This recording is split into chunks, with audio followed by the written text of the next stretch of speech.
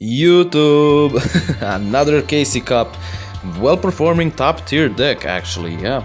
Witchcrafters, as you can see, got 9th place, which is amazing, and also got a lot of other, you know, a lot of other top 100 spots. So, you know, it is time to review them and it's time to play them. Also, I got lucky. I got lucky to pull my second Veer and third Shmita in the selection box, so you know it is time to play Witchcrafters. It's time to bring back the LOLIS. I mean the Witchcrafter. Now the Neos Fusion buff. It seems like it's gonna be a buff, and Metal Foes Fusion are out, but the Neos Fusion is not really out on the ladder, so I'm gonna revisit that later on. But yeah, here's the build that got the 9th place. I kind of switched it up for myself a bit, but yeah.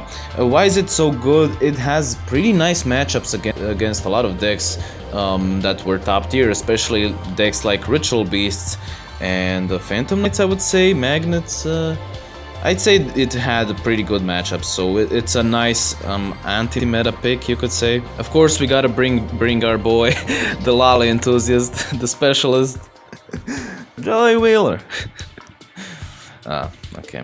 Anyways, well, let's see. So this, if it would load for fucking. Okay, so this is the build that I went for. Now it's a little bit different. Maybe I should have went with something more similar like that. I really like lands because, you know, it's on the ladder. You don't really have to play MST. You can just roll with lands. Then I did put Storm instead of a Reborn. I could have played a Monster Reborn as well, but this is the standard looking list, which you should aim for. You can of course change the lands for MSTs. You can even play without background removal if you like. I don't know.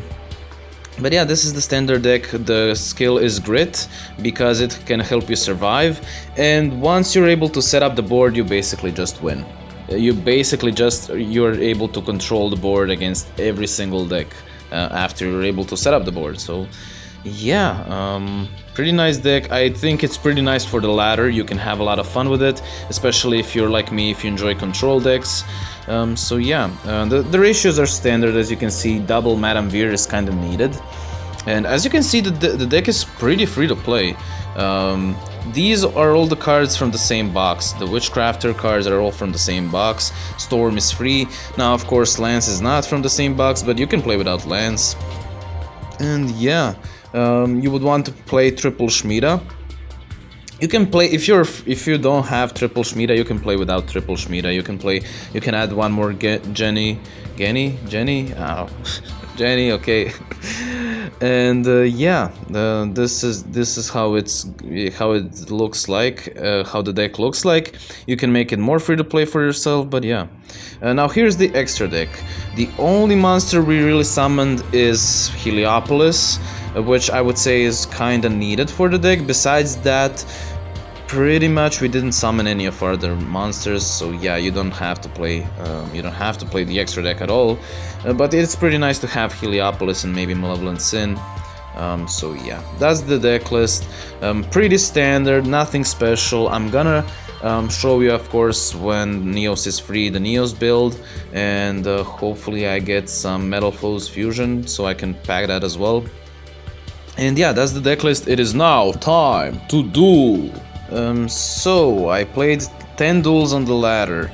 I won 8. This one I lost because I literally misplayed, like terribly, like awfully misplayed, you know. So, and the last duel I was literally about to win and I timed out. Yeah, that's the issue with Witchcrafters when you don't play them as much. You know, I only played 10 duels in, you know, what, months? Yeah, I haven't played Witchcrafters in months, so if not a year at this point. What the fuck, time flies by. So yeah, in other words, if you know what you're doing and if you master the deck, you know, I could have won all of those duels. So yeah, I think that shows very well how good the deck is. We played a lot of meta decks as well. We played Magnets, we played Phantom Knights, okay, maybe maybe Photons and the Synchrons and all of that stuff aren't. Okay, we played Gaia. So yeah, we played a lot of good decks as well, and the deck is really good, I'm telling you, the deck is pretty nice. The only real issue you could say with the deck is that it is a control style. So if you don't prefer control, if that's not your playstyle, maybe, you know, don't pick up Witchcrafters. Besides that, if you know, learn how to play Witchcrafters, and if you know, enjoy the archetype, and, you know, if it can be amazing, because it's a great, amazing deck, because you can easily hit King of Games every single month, and also it's pretty free to play, you know. So yeah. Now, of course, we didn't open the best, but that's not gonna matter against Blue Eyes, probably. Well, of course, he opens pretty nice. Of course, he opens amazing. Okay. He's Spirit Dragon plus a back row plus 3 monsters on the board. That's amazing. That's what I call amazing. Okay. Now we wait for him to banish. This is what we wanted. We want to wait for him to banish our Patronus, so he leaves our Volcanic Wall on the field, and Patronus can get us back. We can chain Patronus. Get the Holiday, which we can hopefully use with the Volcanic Wall. We can now activate Volcanic Wall. We can activate Storm to pop his back row. It was a Providence, good riddance. We can Holiday, summon. We can, in the end phase, activate. He can negate 1, but we can grab the Unveiling. Now the good thing on our side is that he is not playing Heliopolis, it seems, and he did that for some reason to go for the Twin Burst, and he goes for the alternative. So yeah, the good thing is people don't know how to play on the ladder, so you can get away with even bricking. You know, this was a very bricked hand, and I mean, not very, but fairly bricked hand. And what, you know, we didn't have any business winning that, you know. But yeah, at this point we're in control, it seems. You know, we can keep negating his stuff. He can go for his, you know, fusions, but he decides not to do so. You know, I don't know, people on ladder these days. All the good players dipped for Master. Nah, just kidding. Who was ever good on the ladder? Who is ever playing that is good on the ladder, you know? But anyways, we can now set up the double Veer, which is pretty nice. Now he does clear up his board, which is nice for him. We can negate this. He can go for the Vermilion, pop the back row. That's completely fine with me. I don't know why he did that. Okay, he can go for alternative now. Pop. He can book. This is what I'm telling you. He can activate book, not knowing that my card activates in the damage calculation, which means it doesn't matter that I'm booked, bro. And we can deal a lot of damage, and next turn finish him and he scoops in shame. This is the standard. People are just gonna scoop in shame like every time, you know. It does have that Ritual Beast vibe, you know, where people are just gonna scoop even before you actually reduce their life points by 0 to 0, you know. Also, I forgot to mention, if you enjoy content like this, and if you want to see more content like this, I would recommend you subscribe, because it does help you. It does notify you when I, you know, upload content, upload them videos and stuff. But yeah, we were pretty clapping, not gonna lie. Like, I'm telling you, the only reason is I lost 2 games is it's my fault, you know. So yeah, we are playing a weird list of Gaia, it seems. Not playing 20 cards Gaia is kind of weird, not gonna lie.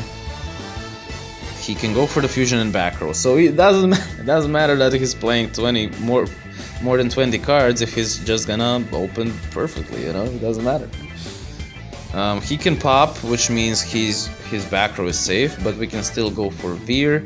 We can still Pitor, send the Shmita send to the graveyard. And now in the end phase we can grab back our 2 cards. And we're pretty protected because he has to flip him down, he has to waste a book, then he has to, you know, go into attack. And, you know, and if he wants to summon the freaking, what's it called, the Gaia the Magical Knight, he can't do that really because his, you know, he has a monster on the field. So we have time, and when we have time, we basically just win, you know. That's basically the story of Witchcrafters. He MSTs in the end phase, that is not the best, but okay. He now activates Galloping Gaia, he can get the Soldier Gaia. He can book, which does nothing if I'm gonna float with the other Pitor, you know. But yeah, that is a misplay, but there's nothing he could have done anyways, so, you know, we can cut him some slack. Okay, this was my, I had my toggle on, I guess, I don't know what happened. I wanted to negate here, but, you know, I guess it doesn't matter if we're gonna negate the fusion, the Curse of Dragonfire, but you definitely want to negate him before, but yeah. And now we can push for game, we can go for Heliopolis, as you can see, pop 2 of his monsters. We can do that, we can Jenny summon the Veer, and we have 4000 damage. But that's not lethal because my man's playing Kytroid. I was thinking about maybe he's playing Kytroid. Do I pop the field spell so it's for sure 100% GG? And I said fuck it, you know, he's surely not playing Kytroid. And yeah, of course he plays Kytroid. But we're still fine. We should be still able to win easily because we have the, you know, the whole setup. We can negate now.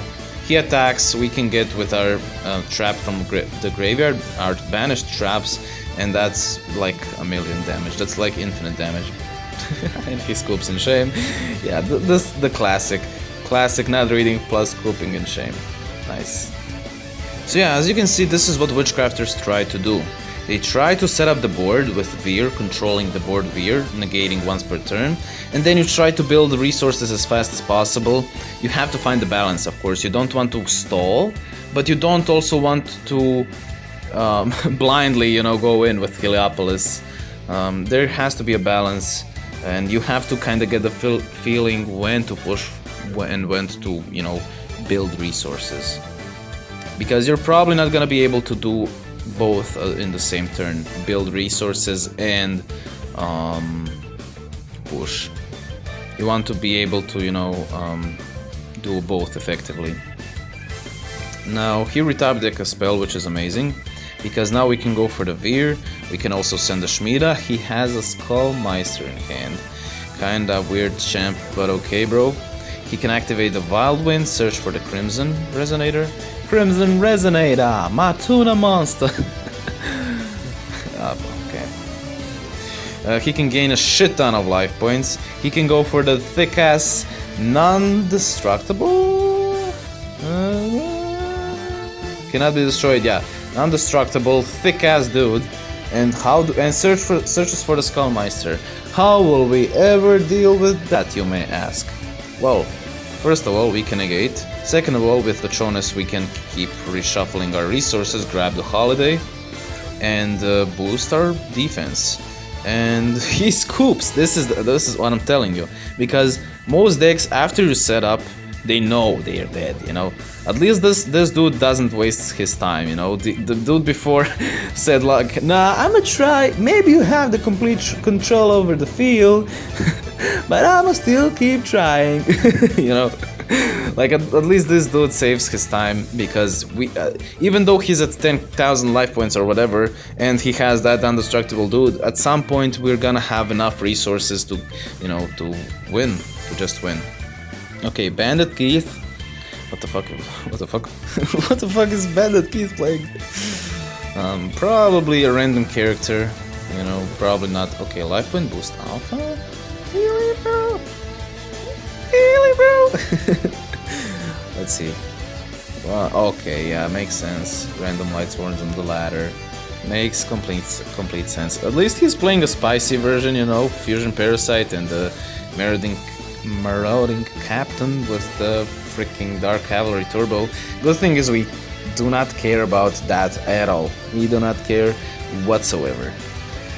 We can drop the Schmiede, send the Masterpiece, because even though we kinda don't care about him and what he does, he can still OTK if he opens the God Hand, so yep, we gotta be careful a bit. Solar Recharge, we now negate, so he can't summon, he already used up his normal summon, and we can OTK potentially here. We can send with Patronus and this attack, and yeah, that's gonna be a shit ton of damage.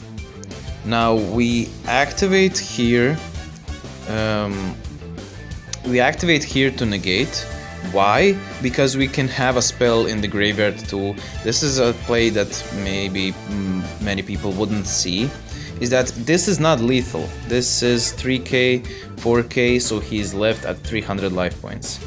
But we have the Masterpiece in the graveyard, which can summon Jenny, which has... oh, fuck that. Oh, yeah, that's exact lethal. Damn, nice. So we can summon Jenny, which is exact lethal. And to summon Jenny, which is exact lethal, we, you know, have to discard. And he knows, and he scoops. So yeah, GG. Okay, also I would like to remind you, if you're new, if you'll enjoy live content where I stream Duel Links and Master Duel, join us on Twitch. I will post a link down in the description. And also, if you enjoy, you know, just talking with and interaction with other people about Yu-Gi-Oh, your favorite game, you know, join us in the Discord, where we talk about waifus, deck building. And we also talk about random ass things, you know. So yeah, if you enjoy the community, join us there. Now we can go with the Pitor, send the Shmida, send the Holiday. We have, this is a pretty nice setup, you know. Having Patronus, Veer, and then a couple of spells in the hand to control the board is amazing. He Night Beams, unfortunately for us. Of course that happens. If you want to play around Night Beam, you can actually activate Patronus, but you don't activate its effect. So maybe I should have played around Night Beam. Okay. Anyways, even though he has a 30 card build, he opens a perfectly balanced hand. We can negate. He still goes in with the Gaia, and he has the Dragon's Mirror, of course. He searches for his Spiral Strike. I don't know why he doesn't activate it here, but okay. And we're safe still at 100 life points. We did have Grit, even though, you know, even if needed. Now we are kinda not the best situation here, because we have to keep negating his stuff. He inflicts damage for no reason, imagine knowing what my deck does. Okay, we can activate this, go into the Shmida. We can activate Lance here to protect our life points. Not life points, but the Shmida's attack and defense. Okay, he can search. Okay, let's see. We have to negate here. Now the good thing is he does not know. He could have, right? The dude could have changed my position as well. What the fuck? Where is it? Okay, I guess we can't know. The soldier, I don't know if the soldier changes positions, because then he could have summoned, you know, and then change the battle position and have game, because I'm at 100 life points. But at this point, because he didn't do it then, it's GG. Should be GG at least, because we have the Masterpiece, we have a shit ton of spells in the hand, so we're able to set up. He has another Dragon's Mirror, tries to pop, we can negate. He probably should have just waited for the battle phase, because I had to negate anyways, regardless of if he, and then he can destroy, you know. Yeah, I guess we take those.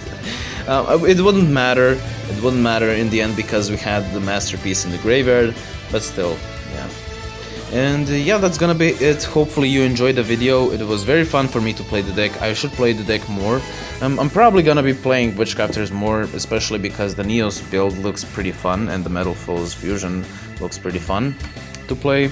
And you know, I'm a LOL control deck enthusiast, so I'm probably gonna be playing more of Witchcrafters. But yeah, that's gonna be it.